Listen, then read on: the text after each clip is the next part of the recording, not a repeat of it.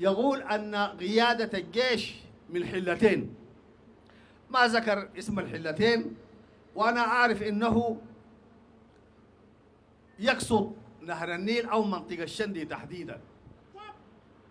طيب، فلنقول بكل وضوح رئيس الأركان بتاع الجيش محمد عثمان الحسين هو أقدم قائد في القوات المسلحة الآن، هو من أبناء شمال شندي جبل أم علي. بعد طوالي في الأقدمية الفريق مجدي إبراهيم هو من قبيلة التعايشة تعيشي. والده الكريم موظف في الدولة، عاش وترعرع مجدي في سنار. بعده في الأقدمية الفريق خالد عبدين الشامي النائب عمليات، وهو من أبناء الحصحيصة أو ضواحي الحصحيصة الإقليم الأوسط. بعده النائب إدارة أخونا الفريق الداروتي، وهو من أبناء بحري، أصوله وأصول أجداده في بحري. إذا سألته جذورك وين في السودان، هم في بحري. وهو النائب إدارة.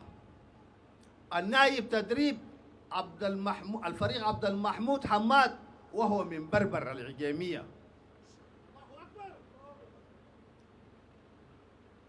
بعده الفريق رشاد قائد القوات البرية أبو فاطمة أدروب كسلة.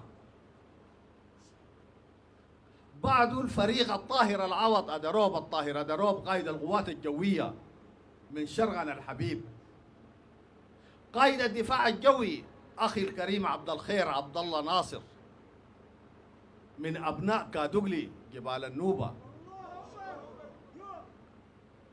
بعده قائد البحرية أخي الفريق محجوب بشرى من أبناء بورسودان، جذوره في الشمالية تقريبا، لكن هو مولود ومتربي في بورسودان. بعده أخي الفريق كبرون مدير المؤسسة المالية في القوات المسلحة، وهو من أبناء جلوس سيلارة جنوب كردفان. أخونا الفريق صبير رئيس هيئة الاستخبارات العسكرية، وهو من أبناء العيلفون شرق النيل. أخونا الفريق محمد الغالي الأمين العام للمجلس السيادي من أبناء دارفور من زالينجي. أنا ما أعرف بجمع الكلام ده كله في حلتين، إنه يكذب، لأن عبد الرحيم دقله دائما كاذب مخادع غدار نهابي جنجويدي رباطي. هذا هو جيشنا يا عبد الرحيم دقله، وهذه أماكن وأصول قادة جيشنا. وزير الدفاع نسينا، وزير الدفاع من الرهد أبو دكنة أخي الفريق ياسين إبراهيم.